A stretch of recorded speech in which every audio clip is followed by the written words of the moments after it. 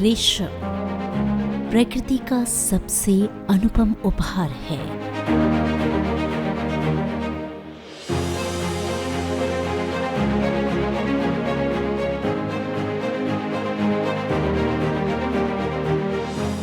और जब जिक्र रेशम का होता है तो इंडियन सिल्क अपनी विशिष्टता और विलक्षणता के साथ सिल्क की दुनिया का झंडा बरदार बनकर उभरता है।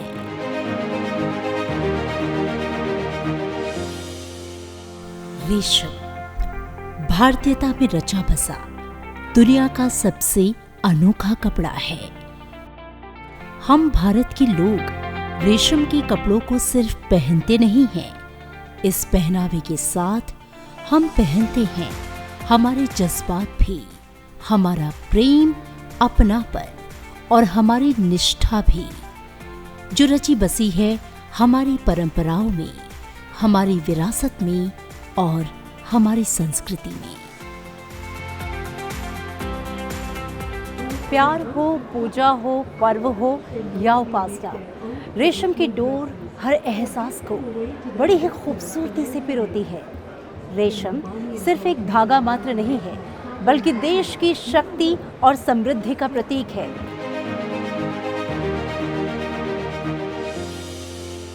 भारतीय रेशम दुनिया भर में मेक इन इंडिया और आत्मनिर्भर भारत की एक सुनहरी तस्वीर पेश कर रहा है। भारत पूरी दुनिया में न सिर्फ सिल्क का सबसे बड़ा कंज्यूमर देश है, बल्कि चीन के बाद रेशम का दूसरा सबसे बड़ा उत्पादक देश भी है, जो हर साल करीब 37,000 मीट्रिक टन से ज्यादा सिल्क का उत्पादन कर रहा है। ग्लोबल सिल्क प्रोडक्शन के आंकड़ों पर नजर डालें तो साल 2022 में 36,582 मीट्रिक टन के साथ भारत दूसरे पायदान पर रहा। वैश्विक रेशम उत्पादन में भारत की हिस्सेदारी साल 1949 में मात्र 6% थी, जो साल 2023 में बढ़कर 40% हो चुकी है। खास बात यह है कि दुनिया का 80% सिल्क प्रोड्यूस करने वाला चीन भी सिल्क की अनोखी किस्मों और विशिष्ट गुणों के लिहाज से भारत से कहीं पीछे है। भारत ने अपनी विशिष्टता और शुद्धता के बलबूते पिछले कुछ वर्षों में विश्व भर में रेशम का एक विशिष्ट बाजार स्थापित किया है, जिसके प्रमुख खरीदार अमेरिका और यूरोप सहित दुनिया के कई देश हैं। पिछले कुछ दशकों में भारतीय सिल्क के निर्यात में तेजी से उछाल आया है, जो मौजूदा वक्त में 1,773 करोड़ रुपए का हो गया है। I think it's a great opportunity for the India fibers and textile industry. दुनिया भर में सबसे बड़े सिल्क कंज्यूमर्स देशों पर अगर नजर डालें तो उसमें भी पहला स्थान भारत का ही है। इसके बाद United state of America, Italy, Japan, France का नंबर आता है। Recently, we have communicated to the country whichever is the potential country for sericulture activities. So, to increase this is one of the global biggest institution to take care of the sericulture related research, exchange of informations related activities. We apart from that our research related, we also used to train all our member countries participants, because there are a lot of farmers in different part of the world, they are working on sericulture. So we have to establish a proper linkages with those farmers through such countries memberships. रेशम भारत की रग रग में बसा है, जिसकी खुशबू देश के ग्रामीण इलाकों से आती है। लिहाजा भारत में रेशम की खेती को एक कुटीर उद्योग के रूप में पुष्पित और पल्लवित किया गया है, जो देश के 25 से अधिक राज्यों की करीब 59,000 गांवों को रेशम की खेती से बांधती है। मौजूदा वक्त में देश के 9.76 मिलियन लोग सेरिकल्चरल इंडस्ट्री से जुड़े हैं, जिसमें 60% आधी आबादी है।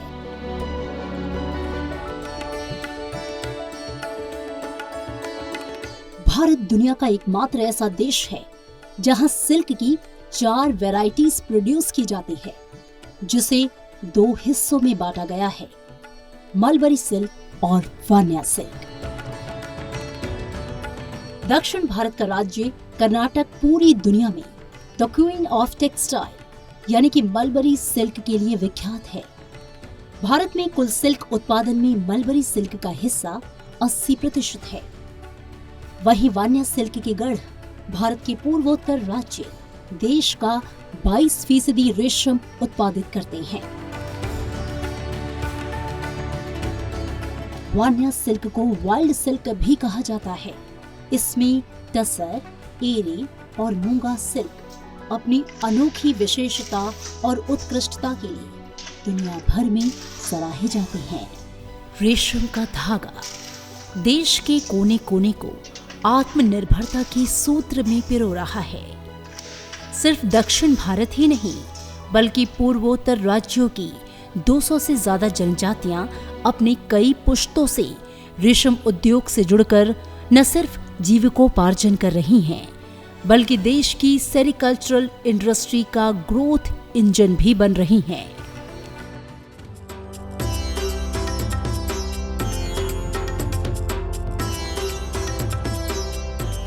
भारत में एग्रीकल्चर के बाद सेरिकल्चर इंडस्ट्री भारतीय अर्थव्यवस्था की रीढ़ है।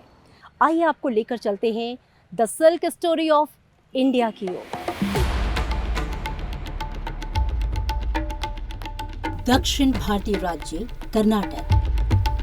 राजधानी बंगलुरु पहुंचने पर हमने रुख किया कर्नाटक की सांस्कृतिक राजधानी मैसूर का, जहां मैसूर सिल्क की साड़ियां खरीदने पूरी दुनिया से लोग खिंचे चले आते हैं।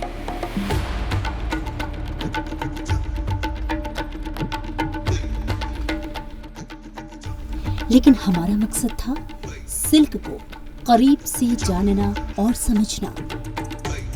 इसलिए सबसे पहले हम आ पहुंचे मैसूर के मलबरी फार्म्स में। ये जो पत्तियां आप मेरे हाथ में देख रहे हैं, ये है मलबरी लीव्स यानी कि शहतूत की पत्तियां।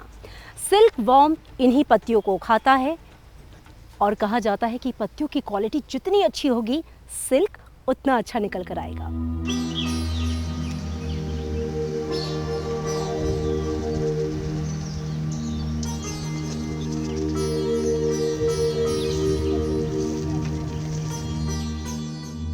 शहतूत की ये पत्तियां सिल्क का धागा बनाने की सबसे पहली कड़ी हैं। शहतूत की इन पत्तियों को सिल्क वॉर्म बड़े ही चाव से खाते हैं।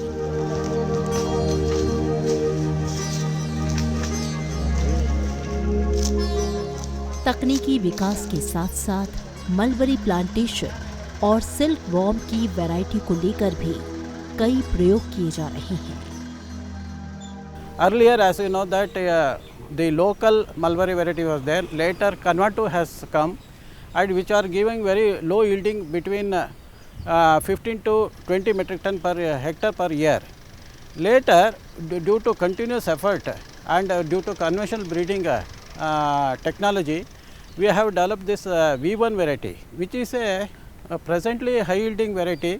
It gives nearly 60 metric ton of leaf per hectare per year, over which we have developed the G4 variety. This is giving 65 metric tons of mulberry leaves per hectare per year, and we are having alkaline resistant variety, shade tolerant variety like Sahana, and moisture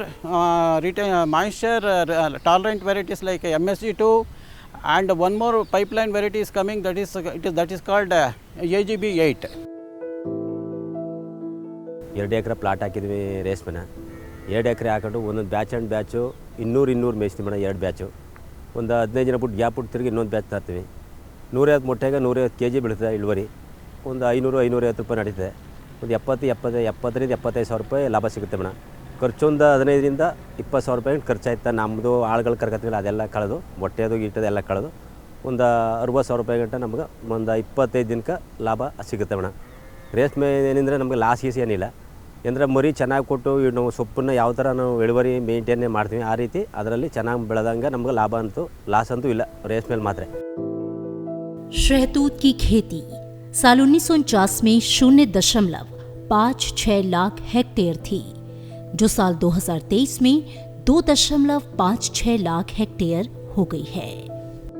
Recently we have had collaborative with foreign countries also like Bulgaria and Naro, Japan, where we brought the genetic material from different countries and crossed with our local breeds or the breeds which have been developed in the institute to cater the needs of the farmers with better quality of silk. It is the only institute which is developing breeds for the South India as well as for the entire country. शहतूत की खेती और रेशम के कीड़ों के समग्र विकास के लिए केंद्रीय रेशम उत्पादन अनुसंधान एवं प्रशिक्षण संस्थान यानी CSRTI मैसूर केंद्रीय रेशम बोर्ड बंगलुरु के प्रशासनिक नियंत्रण में अनुसंधान का काम कर रहा है. This institute is established in the year 1961 to cater the needs of sericultural farmers doing R&D aspects in silkworm rearing, mulberry cultivation, etc. This institute is extending eco-friendly and farmer-friendly technologies. At the same time, we are also having training wing through which we are providing training to different needy persons, needy farmers in sericulture aspects. रेशम का कीड़ा आखिर रेशम का धागा बनाता कैसे है? इसके लिए आपको रेशम के कीड़े के पूरे जीवन चक्र को समझना होगा. शहतूत रेशम कीट का जीवन चक्र 45 से 55 दिनों में पूरा होता है. इसमें अंडा, लार्वा, प्यूपा और कीट के चरण हैं. कैसे और कहां से आता है रेशम का ये अनोखा धागा? The silkworm during its life cycle on 24th day it starts spinning cocoon and it takes around 2 to 3 days depending on the temperature to complete the formation of cocoon. They are used for purely of the silk reeling and the silkworm cocoon quality improves with the better quality of the mulberry leaf we give to silkworms.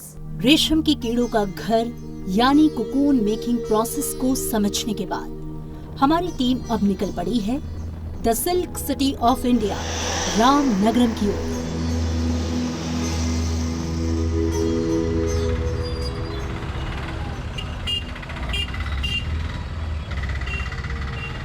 Bengaluru से लगभग 50 kilometre दूर मैसूर बंगलुरु राजमार्ग पर स्थित ये बाजार हर सुबह रेशम के कोकून के लिए सबसे अच्छा सौदा पाने के लिए देश भर से आए किसानों से गुलजार रहता है, जहां कोकून का सबसे बड़ा व्यापार होता है. इसमें जो कीड़ा है वो जिंदा है.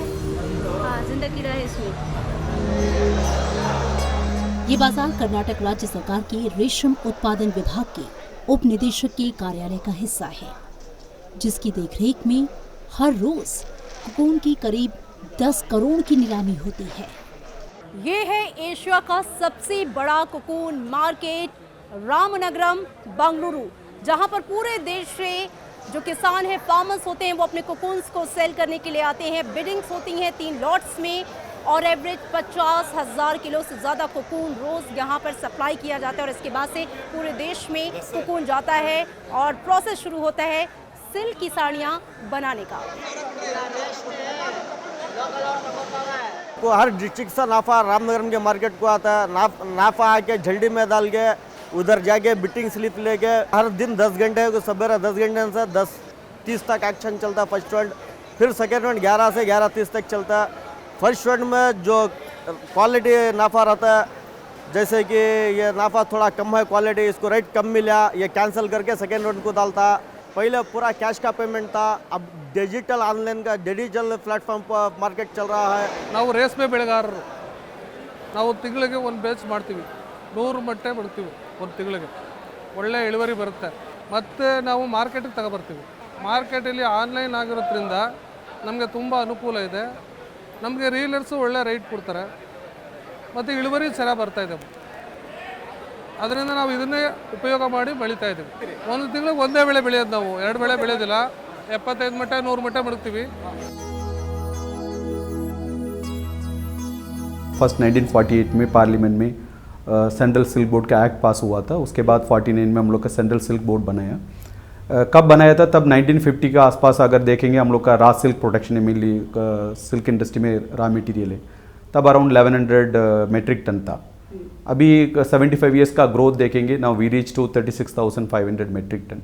तो हम लोग का टारगेट है ग्लोबली हम लोग नंबर 1 होना चाहिए बोल के। और इस वक्त मैं यहाँ के रीलिंग सेक्शन में हूँ। मेरे साथ हैं थिम्बर रेड्डी जी, जो कि यहाँ पे सीनियर साइंटिस्ट हैं। उनसे पूछेंगे कि फार्मर्स जब इस कोकून्स को मार्केट में दे देते हैं, मार्केट से जब कोकून्स R&D सेक्शन में आता है, तो पहला प्रोसेस है वो रीलिंग का है, तो ये रीलिंग कैसे होती है? We have to take the cocoons to the dryer. In that drying chamber, we are putting these cocoons for drying approximately about 110 degree. After that, cocoon can be stored for any number of days. Maybe you can store the cocoons for 1 month or 2 months. So after this drying, what we are doing, cocoon will be taken to cocoon cooking. There is a sericin content inside. To soften the cocoon shell, we have to soften the sericin in the cocoon. Then we will brush the cocoons. We will find out the true end of the cocoon. Then cocoons will be transferred to the main reeling machine. Reeling machine जहाँ पे cocoons को cooking करने के बाद, उसको boil करने के बाद सारे कोकून्स यहाँ पर लाए जाते हैं और उसके बाद उनको रील किया जाता है। रीलिंग मतलब इसमें से रेसा निकाला जाता है। और आपको ये जानकर हैरानी होगी कि एक कोकून से 1000 मीटर तक रेशा निकलता है।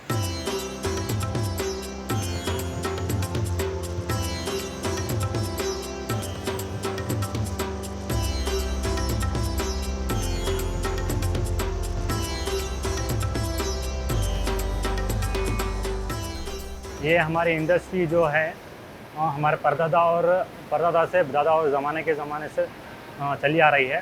फर्स्ट जनरेशन में जो चरखा होता था, अब सेकेंड जनरेशन में मल्टीएन और कॉटेज बेसन होता था। अभी थर्ड जनरेशन है हमारा। थर्ड जनरेशन में जो ARM machinery, automatic silk reeling machine है। अगर मिल्टन और कॉटेज चलाने में हमें लेबर का ट्रबल होता था बहुत सारा। 1 किलो रेशम निकालने के लिए 2 लेबर लगते थे। इसमें ऐसा कुछ नहीं है। और ऑटोमेटिक में क्वालिटी अच्छा आता है और हमारे पास क्वांटिटी अच्छे है। चाइना जितना क्वालिटी बनाने का इंडिया के अंदर एक ये है मशीनरी आ गया बोल के हमें बहुत गर्व है इस चीज़ का। मैं काम को कहती ना 300 देती, बल्ला का घर में इतने अच्छी यहाँ को क्या भी नहीं अच्छा है। भाई जात देती क्या भी नहीं, 7 को आती 5 को चले जाती, छोड़ डालती, क्या भी नहीं। अच्छा है काम, पैसा मिल रहे। ನಾನು ಕಾಟೇಜಲ್ಲಿ ಕೆಲಸ ಮಾಡ್ತಾ ಇದ್ದೆ। ಇಲ್ಲಿ ಆಟೋಮೆಟಿಕ್ ಸೇರ್ಕೊಂಡ್ಮೇಲೆ ನಮಗೆ ಎಲ್ಲ ಅನುಕೂಲತೆನೂ ಇದೆ। ಮತ್ತು ಇಲ್ಲಿ ಕೆಲಸ ಕಲ್ತ್ಮೇಲೆ ನಮಗೆ ಯಾವುದೇ ರೀತಿ ಹೆಲ್ತ್ಗೆ ಯಾವುದೇ ರೀತಿ ಪ್ರಾಬ್ಲಮ್ ಇಲ್ಲ। ಆಗಿದ್ದರಿಂದ ನಾವು ನಮ್ಮ ಮಕ್ಕಳಿಗೆ ಎಜುಕೇಷನ್ ಕೊಡಿಸೋದಕ್ಕೆ ಎಲ್ಲದಕ್ಕೂ ಕೂಡ ಅನುಕೂಲತೆ ಇದೆ। ಬೆಳಗ್ಗೆ 7 ಗಂಟೆಯಿಂದ ಸಂಜೆ 5 ಗಂಟೆ ತನಕ ಕೆಲಸ ಮಾಡ್ತೀವಿ। ಮತ್ತು ನಾವು ಮನೆಗೆ ಪಿಕಪ್ ಮಾಡ್ತಾರೆ, ಬಂದು ಕರ್ಕೊಬರ್ತಾರೆ, ಕರ್ಕೊಂಡು ಹೋಗ್ತಾರೆ। ಬೆಳಗ್ಗೆ ನಾಷ್ಟ ಕೊಡ್ತಾರೆ, ಮಧ್ಯಾಹ್ನ ಊಟ ಕೊಡ್ತಾರೆ। अब हम आ पहुँचे हैं वीविंग सेक्शन, जहाँ पर धागों की बुनाई होती है। दरअसल इस वक्त यहाँ पे प्रिपरेशन चल रही है धागों को बाइंडिंग करने की, यानी बुनाई के पहले की प्रक्रिया है और इसके बाद होती है मेन बुनाई। आइए जानते हैं कैसे। Firstly, we are going to soak the yarn. The skins which we have received from the reeling section, we are going to soak it first. Why are we soaking it? So as to make it more ductile. And after the soaking, we are going for winding, doubling, twisting. So what is winding? In case of winding, we are transferring the yarns from the skins to the bobbins. After that, there is a doubling and twisting. In case of twisting, we are imparting the twist in the yarn so as to increase its strength. The amount of twist, it is also depending upon the type of the fabric which you want to produce. Whether you want to produce a chiffon, crepe, accordingly the amount of the twist will vary. रेशम के धागों की binding के बाद सबसे महत्वपूर्ण काम होता है इन धागों की रंगाई का, जिसके लिए एक लंबी प्रक्रिया अपनाई जाती है। कच्चा रेशम को पहले डिगमिंग करते हैं, उसके बाद उसको ब्लीचिंग करके उसमें अलग अलग रंग चढ़ाते हैं। इसके अलावा यहाँ पर जो डिगमिंग प्रोसेस में जो सेरिसिन निकलता है उसको कॉस्मेटिक इस्तेमाल के लिए हमने बहुत सारे रिसर्च करके उसका अलग अलग प्रोडक्ट डेवलप किया हुआ है। कपड़ों की डाइवर्सिफिकेशन को बढ़ाने के लिए खुशबूदार सिल्क भी बनाया जाता है जो कपड़े के घिसने पर सुगंध देता है।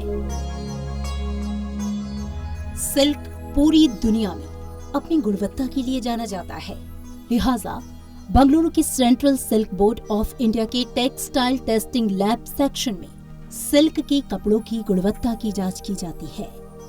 We do the quality tests for fibers, yarn, fabric as well, and the laboratory has 3 parts. We have the physical or the mechanical testing lab, the chemical testing lab, as well as the eco-parameter testing lab.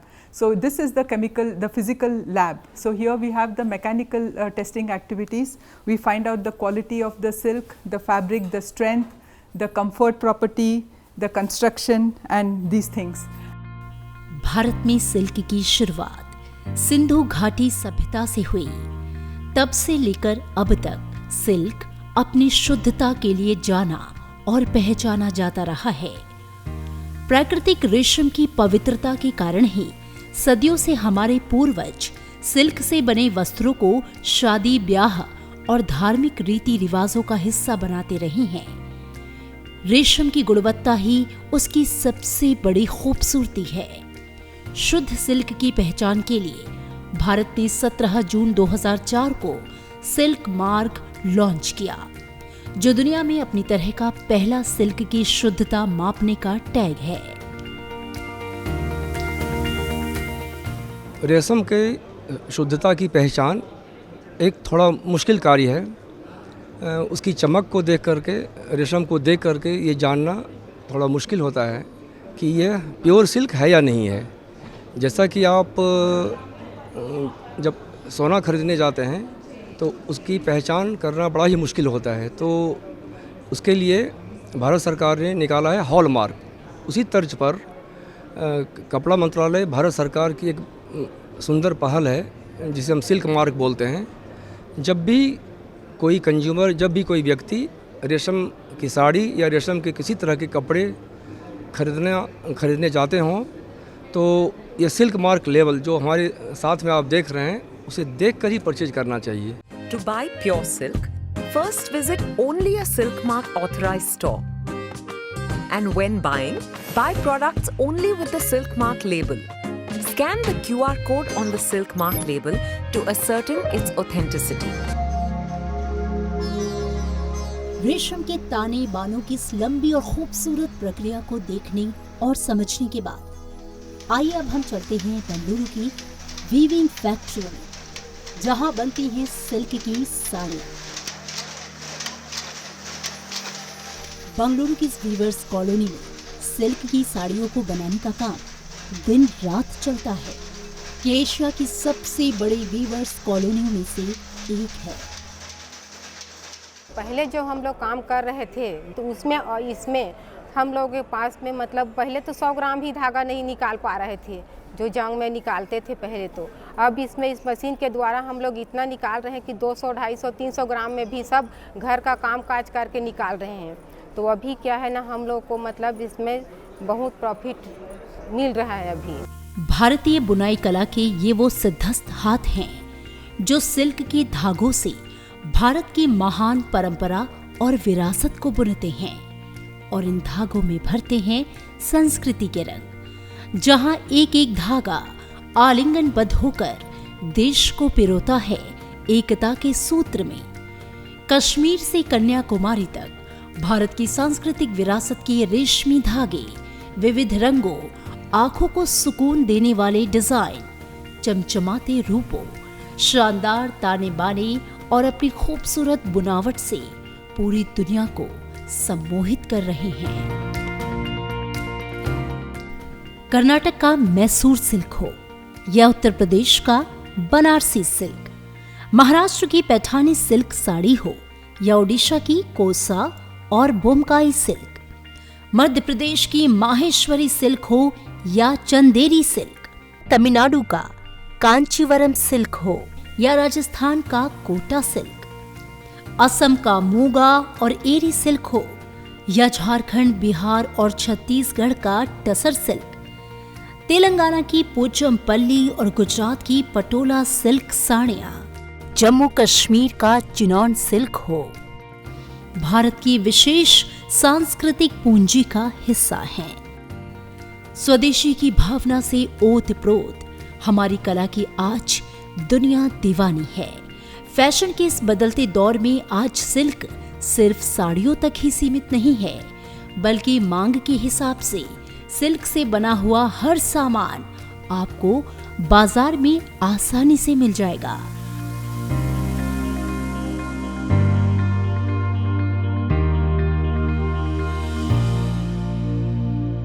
आज भारत हर एक क्षेत्र में आत्मनिर्भरता की एक नई इबारत लिख रहा है। ऐसे वक्त भी देश की गौरवशाली गाथा का गुणगान करता, प्रकृति और संस्कृति को संजोता, परंपरा और विरासत के धागों को बुनता, भारत का रेशम उद्योग देश की धरोहर है, जो हमारा मान है और भारत की अमिट पहचान है। कुछ मोहब्बत सी, कुछ इबादत सी झलक है तुझ में, किस रिश्ते से तुझे बांधूं, हर रिश्ते की महक है तुझ में। सिल्क दुनिया का सबसे अनोखा कपड़ा, सिंधु घाटी सभ्यता से हुई सिल्क की शुरुआत अनवरत जारी है, जो farm to fabric to fashion के रूप में पूरी दुनिया में अपनी खुशबू फैला रही है। हमारी रिपोर्ट देखने के लिए आपका धन्यवाद। नमस्कार।